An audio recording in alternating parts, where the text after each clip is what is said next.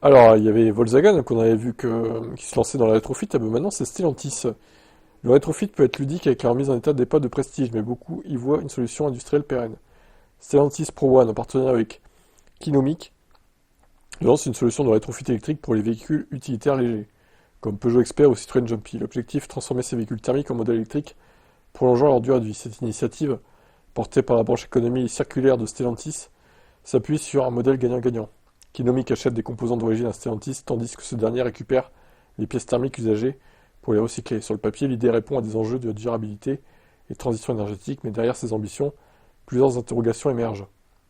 Le rétrofit se veut une solution économique pour les entreprises et les particuliers. Cependant, son coût initial élevé, associé à des contraintes techniques spécifiques à chaque modèle, limite sa portée. En parallèle, les progrès des VE neufs permettent d'envisager des solutions plus performantes et accessibles à moyen terme. Dans ce contexte, le rétrofit pourrait détourner des ressources qui seraient mieux investies dans la conception de VE de nouvelle génération. Oui, mais pour ceux qui n'ont pas les moyens d'acheter des VE neufs de nouvelle génération, justement, ou même d'occasion, ça pourrait être une bonne aubaine si c'était pas cher. Le rétrofit, si c'était abordable, ce qui n'est pas encore le cas, évidemment. Donc, à voir surtout quel prix ils proposeront, parce que si c'est pour avoir un utilitaire rétrofité qui a 200 km d'autonomie seulement pour 15 000 euros ou 20 000, ça vaut pas le coup, hein, clairement. Donc, à voir, à surveiller le tarif. Mais bon, je trouve l'idée pas trop mauvaise du rétrofit, moi. Transformer des vieilles thermiques puantes qui marchent avec une technologie thermique dépassée complètement, genre les voitures des années 80. Hein. Il y en a, ils en ont plein la bouche, hein, des voitures des années 70-80, ils ne jurent que par ça. Moi, ça m'a jamais attiré. Alors, c'est peut-être parce que j'ai 35 ans, je suis encore jeune. C'est pas ma génération. Mais c'est vrai que la génération de mes parents, par exemple, ils aiment beaucoup les voitures, des vieilles voitures comme ça, 80, des années 70-80. Moi, ça m'attire pas du tout, hein, ce genre de voiture, clairement. Et pourquoi pas les rétrofiter, celle-là, ouais, à la limite. Après, bon, vaste débat, je sais que ça fait débat tout ça. Il y a les pour et les contre, bien sûr, comme pour tout. Eh, ciao. Les constructeurs japonais s'allient pour sauver le thermique. Une association, bien entendu, des constructeurs japonais qui pourrait sauver le moteur thermique grâce au carburant synthétique. Et pourquoi les japonais? Parce qu'ils sont tellement en retard sur les VE. Suzuki, Subaru, Daihatsu, Toyota, Mazda, ouais, tout le groupement Toyota en fait, hein, très clairement. Parce que tous ces petits constructeurs Suzuki, Subaru, ils sont sous la botte de Toyota. Hein. D'ailleurs, il le précise après, pas besoin de chercher très loin pour comprendre que c'est Toyota qui est à la baguette de cette initiative, encore fallait-il convaincre des partenaires d'y participer. Oui, bon, ça n'a pas dû être difficile de les convaincre, on va pas se mentir. Et ce qui aurait été intéressant, c'est de voir Honda et Nissan, par exemple, qui sont pas liés à Toyota. Visiblement, ils n'y sont pas. Cette initiative prend une dimension concrète dans le cadre de l'exposition universelle 2025 qui a ouvert ses portes à Osaka au Japon. Elle se tient le 13 octobre. Jusqu'au 13 octobre. Ces entreprises fourniront des véhicules fonctionnant avec un mélange de carburant synthétique pour transporter les visiteurs et les équipes sur le site de l'événement. Le carburant, produit grâce au soutien de fonds pour l'innovation verte de l'organisation NEDO, est fabriqué dans une usine pilote inaugurée en septembre 2024 dans le laboratoire de recherche technique centrale d'Ineos. Alors Eneos, pas Ineos d'ailleurs, c'est pas la même chose visiblement. L'innovation repose sur l'utilisation d'hydrogène issu d'énergie renouvelable combiné au CO2 capturé pour créer un carburant capable de réduire les émissions tout au long de son cycle de vie. En tant que carburant liquide, il bénéficie d'une infrastructure existante, ce qui facilite l'adoption à grande échelle. Les tests menés par Suzuki, Subaru, Daihatsu, Toyota et Mazda confirment son efficacité et sa compatibilité avec les moteurs thermiques actuels. Ouais, bah c'est la solution de facilité, ça, hein, évidemment, mais bon. Certes, il capture le CO2, mais quid des rejets de NOx, là, les trucs qui pourrissent nos poumons aussi. Il n'y a pas que le CO2 dans le carburant fossile. Hein. Le CO2, je dirais que c'est même pas le principal problème au final. C'en est un, mais pour moi, c'est les NOx, en fait, les rejets toxiques des gaz d'échappement. Mais bon, venant de Toyota, ça m'étonne pas, vraiment, pour être honnête. Allez, ciao. Les VE sont-elles radioactives? Une étude a été récemment menée en Allemagne à propos des champs magnétiques émis par les voitures électriques. Les chercheurs ont comparé 11 modèles, parmi lesquels les hybrides et les voitures thermiques. Oh bah là, j'ai hâte de voir le résultat, tiens. Oui, du coup, il faut se protéger, il faut mettre une combinaison quand on conduit notre VE. Les chercheurs du Bureau fédéral allemand de protection contre les radiations ont mené une série de tests pour évaluer les risques liés aux champs magnétiques. Pour ce faire, ils ont effectué des relevés sur 14 véhicules, dont 11 électriques, 2 hybrides et une thermique.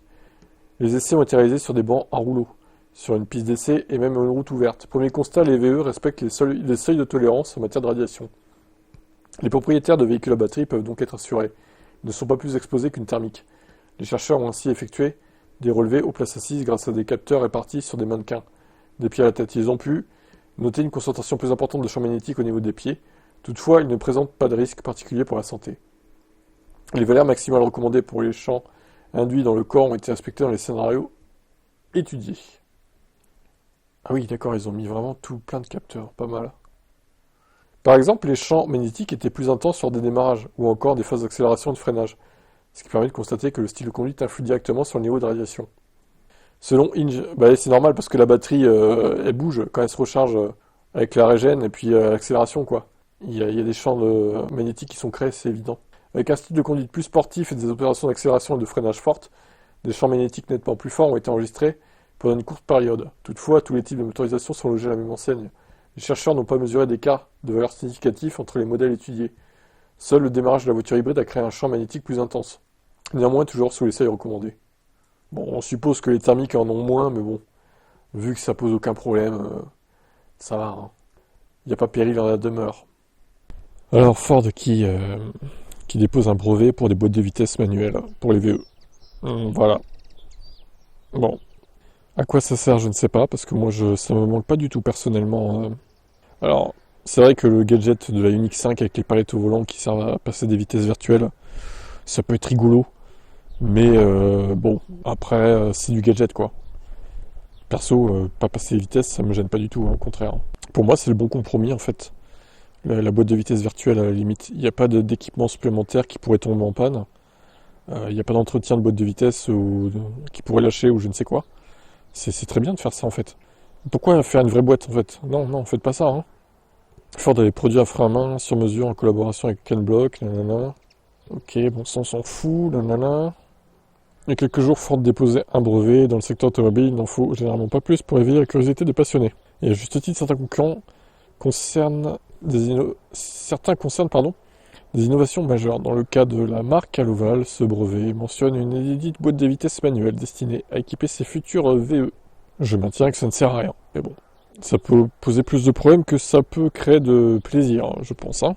Concrètement, cette boîte manuelle n'influerait pas sur les performances des voitures. En revanche, elle provient un feeling différent à la manière de ce que propose la Ioniq 5N, à la différence près que Ford ne se concenterait pas de palette, mais bel et bien d'un levier placé au centre de l'habitacle. De plus, la marque évoque certaines fonctionnalités inédites, comme des vibrations sur le levier ou encore des cliquetis, singeant un passage de rapport. Selon le fameux brevet, ce système permettrait d'impliquer davantage le conducteur grâce à la possibilité d'agir directement sur la réponse à l'accélérateur en fonction du rapport engagé. Bon, ils n'ont pas communiqué sur une arrivée de cette fonctionnalité, mais bon. Je vois pas trop l'intérêt de ça. Après, je sais pas si ça pourrait vous intéresser, vous, en tant que fan de VE et de thermique. Après, si ça peut faire basculer certaines personnes à l'électrique, j'ai envie de dire pourquoi pas, mais bon. Moi, c'est pas forcément ça que j'attends d'un VE, quoi, hein.